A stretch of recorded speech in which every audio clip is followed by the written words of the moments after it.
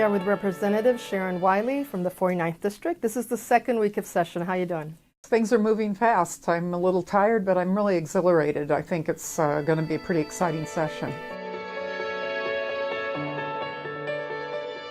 Well, the court actually blessed most of what we did last time, and we've put a lot of money into education as well. We should have, but there was one piece where we put it out.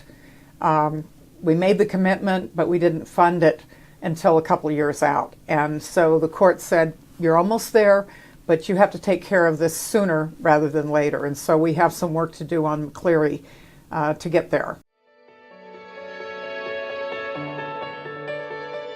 This was the best capital budget. It was really painful that we did not get it done.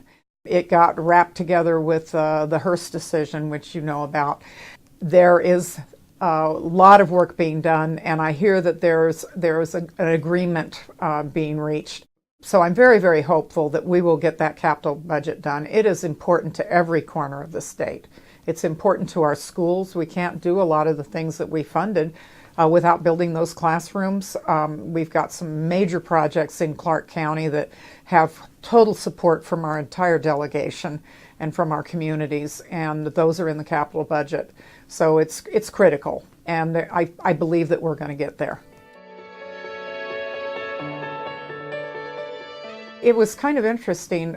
Several years ago, there was a law passed that put limits, made the ports that have populations more than 200,000, which is Seattle and Tacoma, have to follow the same rules that I do and city council people in terms of campaign limits. You know, where you really have to keep track, you have to limit it, any one person's contribution or corporate contribution. And what that meant was that all these other little port districts all over the state had no limits whatsoever. And so we had a very contentious port district where a lot of people got involved, and an oil company put over $500,000 into one candidate's coffers. That candidate didn't win, but what that meant was that was one of the most expensive port races ever.